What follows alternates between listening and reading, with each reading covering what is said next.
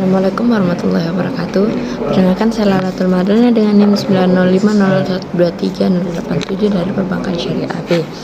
Nah, pada kesempatan kali ini saya akan buat video mengenai pengertian ekonomi makro dalam perspektif Islam.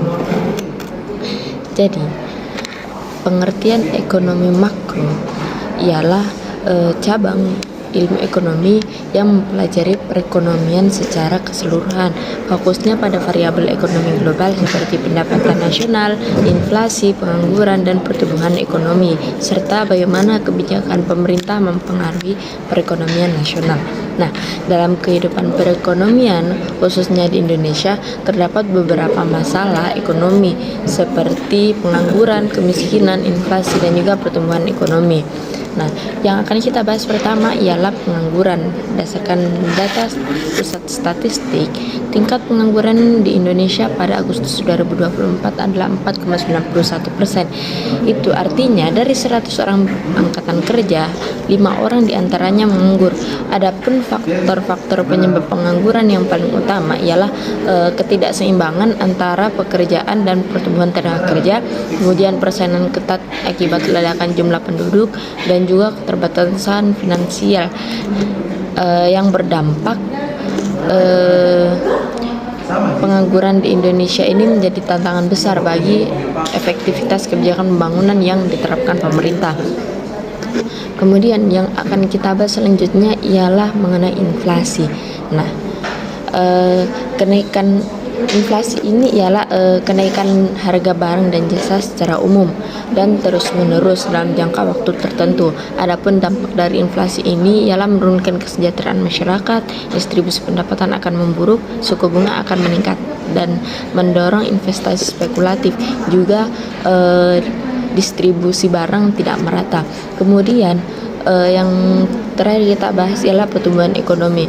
Nah, mengenai pertumbuhan ekonomi ini ialah peningkatan produksi barang dan jasa yang terjadi secara berkelanjutan dalam suatu wilayah atau negara. Pertumbuhan ekonomi dapat diukur dengan menggunakan produk domestik bruto dan produk domestik regional bruto. Nah, faktor-faktor yang mempengaruhi pertumbuhan ekonomi: peningkatan barang modal, peningkatan angkatan kerja, peningkatan teknologi, peningkatan sumber daya manusia, peningkatan tabungan.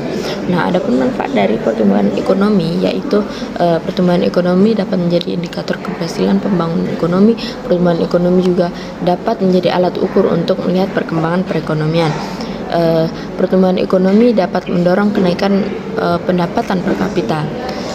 Nah, di sisi lain, pengertian ekonomi makro dalam perspektif Islam ialah ilmu ekonomi yang mempelajari perilaku dan kinerja ekonomi dari perspektif Islam. Ekonomi makro Islam ini bertujuan untuk mencapai tujuan syariah seperti keadilan, pemerataan kesejahteraan, dan martabat manusia. Nah, ekonomi makro Islam ini memiliki beberapa ciri khas, yaitu memfokuskan perputaran uang pada pasar barang dan jasa. Kemudian bertujuan untuk pemerataan kekayaan agar tidak berhenti pada satu pihak saja. Nah, kebijakan yang ditetapkan berkaitan dengan prinsip-prinsip syariah. Kemudian itu bertujuan untuk kemaslahatan masyarakat baik di dunia maupun di akhirat. Nah, ekonomi Islam adalah sistem ekonomi yang didasarkan pada prinsip-prinsip syariah atau hukum Islam. Dalam ekonomi Islam itu seperti riba itu dilarang. Nah, kemudian mungkin itu saja dari saya. Semoga dapat bermanfaat.